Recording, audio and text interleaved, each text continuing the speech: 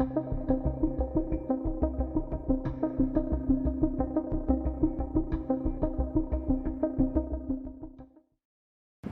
going on, guys? It's Mark Reel, host of the Father's Rights Playbook. And today we have a very special episode, the first episode from our brand new Corona, California studio.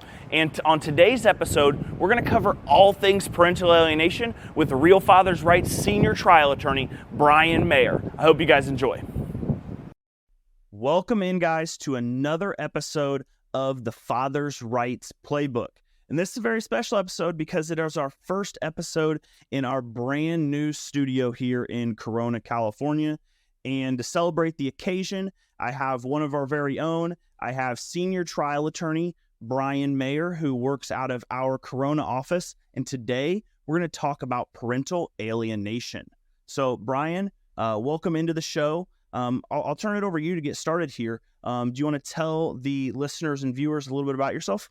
Thank you, Mark. Yes, as you mentioned, I'm a senior trial attorney here at Real Father's Rights. I work out of the Corona office, but we serve all of Southern California. I've been practicing for about 18 years. I am a certified family law trial advocacy specialist. That certification comes from the National Board of Trial Advocacy as accredited by the State Bar of California. So I've been doing this for a little while. It's been great being here with Real Father's Rights. I've really been able to just really help out some folks that I feel like we've just really been able to make a difference. And I'm particularly passionate about parental alienation. It's something that's, it is fixable. It's something that can be addressed. It can be a fight, but it's something where oftentimes I just see people, they don't know what to do. Yeah. And being able to help them out in that way is really rewarding. Yeah, as I always say, the number one mistake I see men make, we represent hundreds of men, is they don't do anything until it's too late. So to get this started, can you describe or tell us what is parental alienation? Absolutely. Parental alienation, it's not a legal term of art. It's not something you'll find in the DSM, the psychology diagnostic manual. It's really something more of a lay term, but the term itself is something that there's sort of a universal sort of lay understanding of what it means. And parental alienation really is the description of any course of conduct perpetrated usually by a caregiver with the intent of disrupting the relationship between the other caregiver and their child. It can take on many forms. It can be subtle. It can be minor infringement. So mommy says that we shouldn't be playing soccer. Mom wants to take me to the movies. Do I have to go to your house? Yeah. Or it can be a lot more overt. Parent just doesn't show up for visits. You'll never see your child again. You try to call the child. They don't pick up the phone. Daddy's scary. Daddy is scary. Oh my gosh, that breaks my heart. Yeah. But it's any course of conduct. Yeah. And I think the biggest thing in our practice that we see, and I want to know if you agree, is that we have to identify there's a difference between you having issues with your relationship with your child and parental alienation. And I think a lot of our clients are becoming more educated, whether it's shows like this, other videos on YouTube about what parental alienation is. What is typically your strategy or advice for bringing up parental alienation? Because a lot of dads are scared in the beginning to use that term because it may turn the judge. Well, and that's a very intuitive question, and there's some truth to that because it's not a legal term of art. Oftentimes the judges are not familiar with it, or whatever their experience has been on the bench related to when the term is tossed about. It's given them the sense that, this is here's someone they're a bad parent and they're blaming the other parent. It's the other parent's fault that I don't have a relationship with my child. So you really want to use that term cautiously. Now, I will say that especially in the last 10 years, judges have been getting a lot better about their understanding that this is a real thing, that it's something that goes on. And I can say in the counties where I'm practicing down here in Southern California, I'm hearing judges use the phrase parental alienation, and it's music to my ears when a judge says something like, I think there may be parental alienation going on here. This looks like it could be parental alienation. They get it. They understand those components. So, if you don't know your judge, if you don't know how they're going to respond, you do want to use it very cautiously. And what I would recommend, generally speaking, is if you're not sure how the judge is going to respond, if you don't know for sure that this is a judge who's familiar with parental alienation, who gets the ins and outs of it, simply don't use the phrase, but rather describe what's actually happening. When you describe parental alienation, you know it's wrong, even if you don't have a label for it. You know it's wrong that mom is telling the child daddy's scared. You know it's wrong that she's not showing up for the visits. You can tell the judge what's happening and let the judge put together for themselves. They can piece together the puzzle that whatever you call it, this isn't right. Yeah. I'll say this. I think that any attorney worth their weight is going to be able to build that up without, if they don't know the judge. And I think our firm is in front of some judges on a daily basis or multiple times a day. But you know which ones are going to say, I know there are specific judges in Riverside County who will say, Mom, if this is true, if there's parental alienation occurring, and you know they're all in on it. But if you're not 100% familiar with the judge, I think there's a way you can kind of set it up. You can call it other things. You have some professionals refuse resist dynamic, or like you said, describing the behavior can the judge will tip their hand. And once the judge tips their hand, you can go all in on it. That's exactly right. The worst thing is when pro se, when you're by yourself, you're pro per, you're representing yourself, and you just start throwing it out there with nothing backing it up. That's your easiest way to lose credibility, even if the judge recognizes parental alienation. Absolutely. And it's really important to keep that credibility for sure going into court, because even though these judges oftentimes are dealing with 10, 15, 20 cases per day, and they're doing this every day of the week, they oftentimes will remember a case. They'll remember it. It's kind of amazing, Yes. isn't it? So once you create that impression, it's like any other human relationship. It's difficult to dislodge yourself from that impression. And to be straightforward, I think that's really something where having an attorney can come in. If you have someone where they can help out, is just having a different face there. If number one is maybe if you've been representing yourself and you feel like the judge is not listening to you, having a different face in front of them who probably knows the judge and is probably in front of the judge every week, if not every day, they will listen better to that person. And furthermore, even if you're dealing with an attorney who's just the judge seems to have a bad relationship with them, you can hit the reset with that judge. Oh, thank goodness they have a new attorney coming in. This person now can finally listen to what they're saying.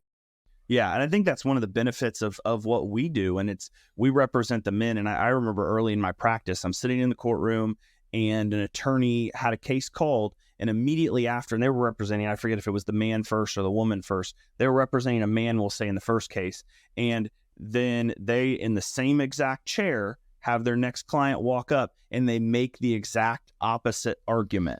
And I've had conversations with judges outside of court. They don't forget that type of stuff. It's like you said, it's truly amazing that a judge will be from 6 months ago and they'll snap, didn't this happen 6 months ago? And they've had hundreds of hearings since then. So I completely agree. So moving on to the next pieces. So someone comes in, we've identified potential, or what are you looking for to identify potential parental alienation? Well, the thing is that when someone is the victim of parental alienation, they may not know what to call it, but they can feel it happening. Okay.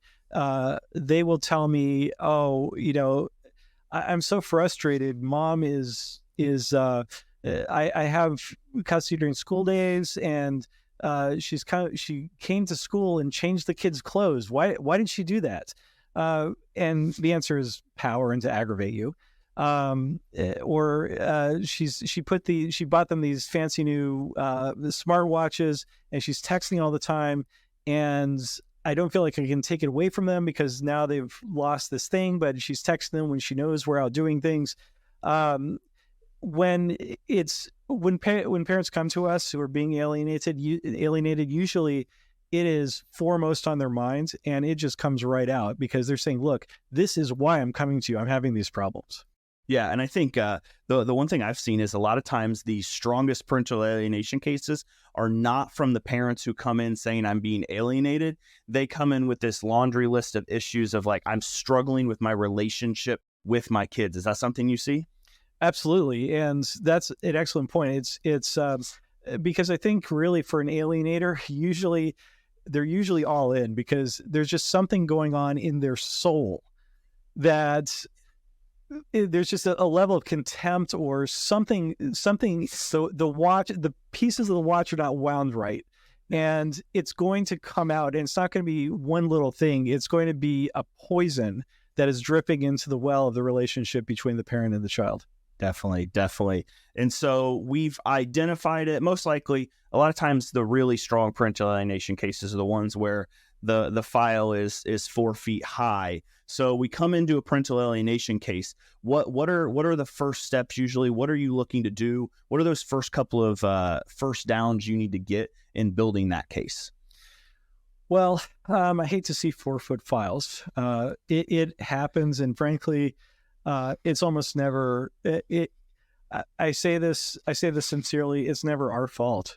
It's always something the other side does, and that's part of oftentimes the tactic. Is if you're going to make someone do what they're supposed to do, there's a process to it, and it is a long process. It is an arduous process, and oftentimes they will weaponize the court system as part of their campaign to disrupt the relationship between the child and the other parent. I find one thing is usually they're obsessed with being the victim. The perpetrator is usually the one that is obsessed with on social media, in their life. They need these excuses. They need to be the victim. Oh my gosh. So I can't prove this because there are no studies on it. Yeah. Okay. But I am completely convinced that a minimum of 3/4 of the alienators are diagnosable with some sort of personality disorder. Mm-hmm. And that's part of what a personality disorder is. It's you're not able to, you see the world through a tainted lens where you are the victim, where I'm not the one who's the problem. It's everybody else who's the problem. Even minor. It's like they are the world's biggest victims. Absolutely. Yeah. Oh, absolutely. And I think that's really part and parcel because look, if you are the victim in your mind, you can justify going outside of social norms to doing these things. Well, my situation isn't like everyone else. You don't know how terrible he was to me.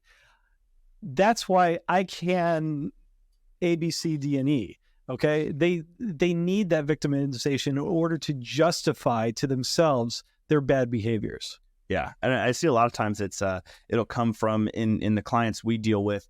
It'll be the man's moved on. They're happy. Maybe they've been financially successful. They've moved on to the next relationship. And then all of a sudden it's like, I was the victim of sexual violence or physical violence, or if they don't make that, it was emotional, usually all three. Well, in those situations, the alienator has moved on and they have a new relationship with their bitterness. Yeah. Okay. That's what they're married to now. And so, yeah, absolutely. It's, and this is oftentimes the case. Look, if you have someone else in your life who you can love and give attention to, that means, first of all, you're not bogged down by the baggage of the relationship you left. And secondly, your heart has released any aggression and hate. And frankly, I think to an extent, you have a partner who can help kind of keep you accountable to how you're treating the other parent, what you're doing to your child, that sort of thing. When you have someone who's still caught in the past, who's trapped in their feelings toward the other parent and their ideas of, oh, I've been wronged, you don't see them moved on. You see them fixated. Yeah, definitely. And so really moving on to the last step. So we've identified it. We take some steps. What are those first couple of first downs we need to get? What ultimately, as the attorney, are you looking for from the judge in terms of outcomes in case, and how do we remedy when some of these cases of alienation can be really, really brutal? Well, I'll tell you, in the most severe cases, what the game plan usually ends up being is painting the other side into a corner where you can prosecute them for contempt. Because if they're not going to do what's right on their own, if they are not going to do what's right by court order, then the only thing really left is consequence. Okay, meaningful consequences for what they've done. The contempt route is not a fast route. It takes a long time to get there. The evidence that needed is not like what's needed for ordinary family law cases. Now, we're fortunate here in California because it's contempt is something called a quasi-criminal proceeding. What that basically means is that we don't have to leave it to the district attorney's office to prosecute. We can criminally prosecute these individuals ourselves. And so oftentimes it's about setting things up so that we have a clear violation of the court order, and we have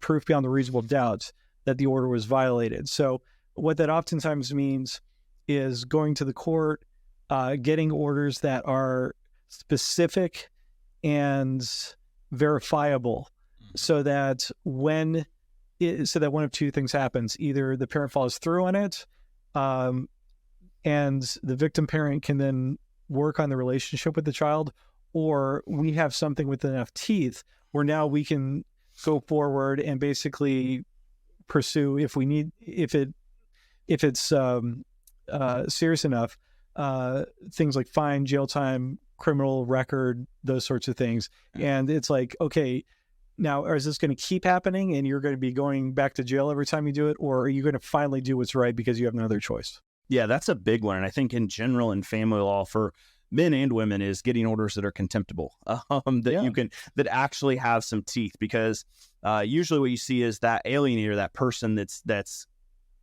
driving that, is someone who's going to try to slide their way out. They're going to blame, they're going to be the victim. And if you don't have an order that's concrete and clear and you can say there was a violation, then you really have nothing to hold them accountable to.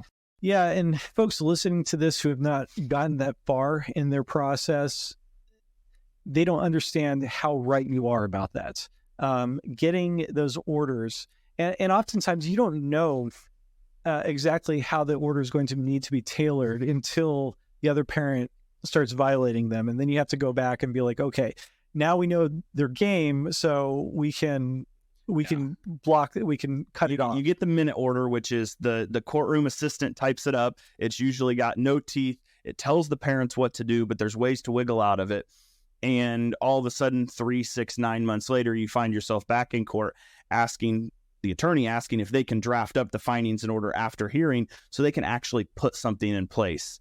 A lot of times when you see that coming down the chute, some judges will not allow you to do it, but I always liked, hey, let's do the findings in order so we can get the exact language we want. Yep, absolutely.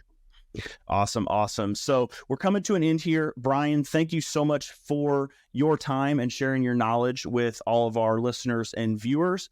And to all of you guys, thank you again for either watching or listening to this episode of the Father's Rights Playbook. We'll see you back next week for another episode. What's going on, guys? It is Mark Reel Jr., the Father's Rights Attorney. And on August 7th, I am releasing my first book, The Father's Rights Playbook. My introduction to family law was my own family law case and going through the family court system. And in doing that, my eyes were open to the injustices that occur and the trials and tribulations that fathers are put through. So it was a personal experience, and then my eyes were open to this broad systemic issue, which has inspired me to build this firm and now write this book.